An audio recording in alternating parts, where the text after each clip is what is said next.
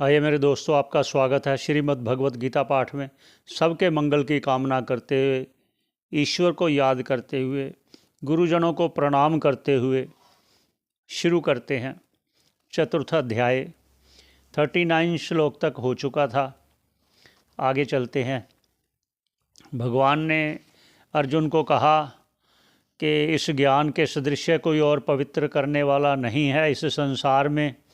उस ज्ञान द्वारा पाप और पुण्य दोनों से रहित होता हुआ वो आत्मा को प्राप्त करता था, आत्मा से अपने स्वरूप को प्राप्त करता है। कौन करता है? वो श्रद्धावान। लभते ज्ञानम, ये 39 नंबर श्लोक में कहते हुए भगवान ने कहा। तो भगवान ने अब ये कहने वाले हैं कि इस ज्ञान में अगर कोई शंका रखता है तो उसके प्रति भी मैं आपको कहता हूँ जो शंका, इसलिए कोई शंका नहीं रखनी चाहिए कि ज्ञान के समान पवित्र करने वाला कोई नहीं है इस लोक में। और ज्ञान क्या है वो भी मैंने आपको बताया। अब उसमें शंका रखने वाला क्या क्या स्थिति होती है उस पर सुनो। आइए 40 नंबर श्लोक उच्चारण करते हैं पहले, फिर भाष्यकार जी क्या कहते हैं वहाँ चलते हैं। अज्ञश्च अश्रद्धधानश्च संशयात्मा विनश्यति ना अयम लोकोस्ति ना परो ना सुखम संशयात्मनः। ऐसा भगवान बोले। तो भाष्यकार जी कहते हैं भगवान ने अर्जुन से क्या कहा उस पर चलते हैं। क्या कहते हैं? अज्ञश्च अर्थात जो अज्ञानी है, अविवेकी है। क्या कौन सा अज्ञान है? जो तत्व का उपदेश गुरुजी ने दिया, जो मैंने आपको ये सारा अभी कहा, आत्म तत्व का उपदेश, उससे वो रहित होते हैं, उससे वो शून्य होते हैं, उसको अज्ञश्च कहते हैं। अज्ञश्च वह और क्या होते हैं? वो अश्रद्धानश्च, जो मैंने बोला ना, श्रद्धावान लभते ज्ञानम, भगवान कह रहे हैं। तो ऐसे कहते हैं उन पे श्रद्धा नहीं होती। किस में श्रद्धा नहीं होती? ना गुरु वाक्य में श्रद्धा होती है, ना शास्त्र में श्रद्धा होती है, ना उपनिषदों में श्रद्धा होती है।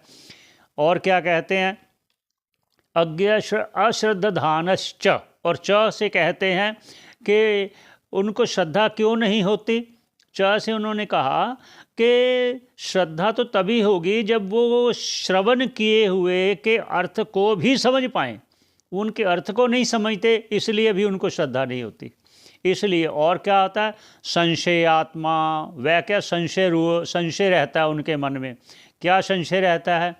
इस ज्ञान है, सही है नहीं सही है, इसका फल है नहीं है, ऐसे संशय रहता है। गुरु सही कह रहा है या नहीं कह रहा, शास्त्र सही कह रहा है नहीं कह रहा, सब प्रकार के सब विषय में जो शंका रहती है उनको।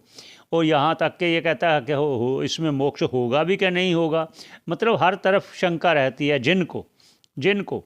और साधन में भी शंका रहती है कि इस साधन से ये उपलब्धि होगी कि नहीं होगी। उपाय में शंका रहती है, जैसे मैंने भगवान कह रहे हैं अर्जुन, मैंने उपाय भी आपको बताया किस उपाय से ये ज्ञान प्राप्त होता है। उस उपाय में भी शंका रखते हैं, उस साधनों में भी शंका रखते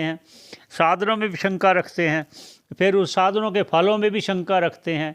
इसलिए फिर क्या कहते हैं? संशय आत्मा, ऐसे संशय आला हुआ है, विनश्यति, नाश को प्राप्त होता है, अर्थात वो उन्नति को, अर्थात अभ्युदय को प्राप्त नहीं होता, अधोगति को प्राप्त होता है।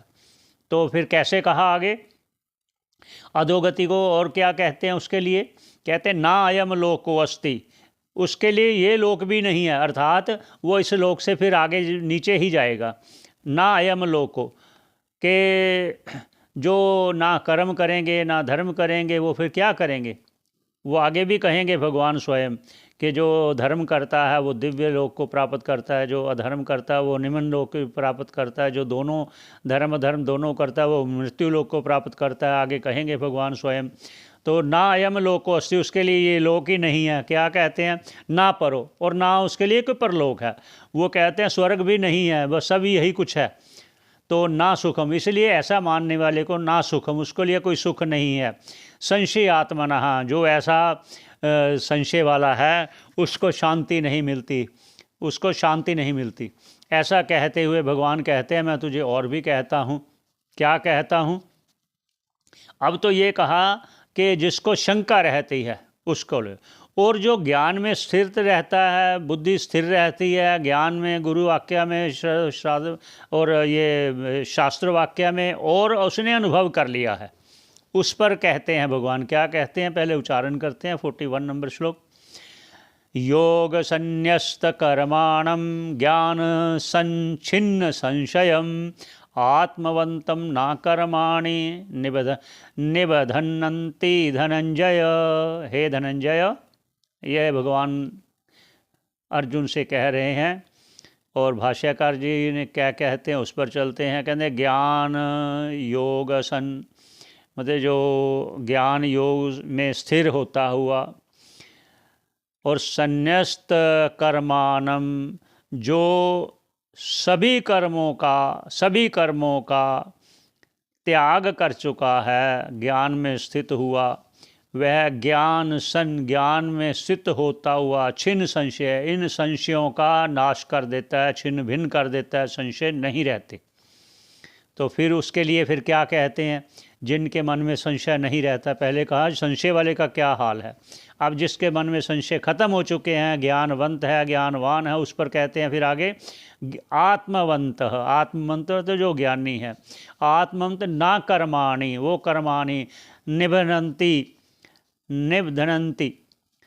निबधनन्ति ही धनंजय, वो फिर कर्म के बंधन में नहीं पड़ता। कौन से कर्मों में, पाप पुण्य आदि कर्मों में उसको बंधन नहीं होता, उस बंधन में नहीं पड़ता। क्यों? क्योंकि उसके सभी कर्म जो ज्ञान में ही परिसमाप्त हो चुके हैं, क्योंकि उसने अपना कर्तापन खत्म कर दिया है, वो अकर्ता है, अभोक्ता है, वो आत्मस्वरूप अपने आप को जानकर हे धनंजय, ऐसा कहा हे धनंजय। अब यहाँ धनंजय कह रहे हैं क्योंकि तूने धन का अर्जित किया, बहुत युद्ध जीत कर राजाओं से धन एकत्रित किया है, इसलिए आपका नाम धनंजय है। अब आप आत्म तत्व रूपी धन को इकट्ठा करो हे अर्जुन, ऐसा भगवान का संकेत उनके लिए है और सभी के लिए है, संकेत सभी के लिए है। और फिर आगे क्या कहते हैं, आगे फिर भगवान और बोले तो उच्चारण करते हैं पहले 42 नंबर। तस्मादज्ञान संभूतम हृत्स्थम ज्ञानसीनात्मनः चित्तैनं संशयं योगम आत्मतिष्ठ उत्तिष्ठ भारत। के है अर्जुन। अब भाष्यकार जी क्या कहते हैं वो भी चलते हैं। तस्मात् अज्ञान संभूत, इसलिए तुम ये समझ लो जो मैंने अभी कहा ना तुझे, तस्मात् अज्ञान संभूत, इस अज्ञान से उत्पन्न हुए जो भी संशय हैं, हृत्स्थ मतलब आपके हृदय में जो स्थित है, कोई भी संशय है तो ज्ञान असीना आत्मनः, तो ज्ञान जो मैंने आपको ज्ञान ये आत्म तत्व का उपदेश किया ना, उस ज्ञान रूपी खड्ग से, असीना मतलब खड्ग, असीना खड्ग, आत्मना इस अपने हृदय में स्थित अज्ञान को छित्त्वैनम नाश कर दो, संशयम सभी प्रकार के संशयों को नाश कर दो। और योगम आतिष्ठ, योग में स्थित हो करके, कौन से योग में, जो मैंने आपको पहले कर्म योग बताया, उस योग में स्थित होकर चित्त्वैनम, ऐनम इस जो हृदय में स्थित है आपके संशय रूपी, इसको छिन्न भिन्न कर दो। योगम मातिष्ठ, योग में स्थित होकर, और क्या कहा, उत्तिष्ठ भारत, अब तुम खड़े हो जाओ, किसके लिए, युद्ध के लिए तैयार हो जाओ। भगवान की असीम कृपा से, आप लोगों के प्यार और आपके ये सहयोग से, श्रवण करने के सहयोग से, आपके प्यार से, आपकी भी आशीर्वाद है, इसलिए ये चतुर्थ अध्याय पूरा हुआ। ईश्वर की कृपा से भी, आप लोगों की कृपा से भी, और गुरुजनों की कृपा से ये पूरा हुआ। तो आगे क्या कहते हैं, श्रीमद्भगवत गीतासु उपनिषत्सु ब्रह्म विद्याम योग शास्त्रे श्री कृष्ण अर्जुन संवादे ज्ञान कर्म संन्यास योगो नाम चतुर्थ अध्याय, ये पूरा हुआ। अब यहाँ फिर क्या है, अब इतनी बात सुनने के बाद अर्जुन को फिर एक प्रश्न उत्पन्न हुआ उसके मन में।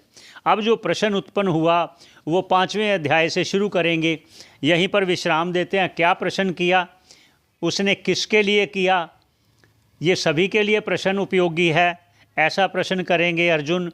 तो आगे उसकी चर्चा करेंगे। यहीं पर विश्राम देते हैं, सभी के मंगल की कामना करते हुए, सभी का धन्यवाद करते हुए यहीं पर विश्राम।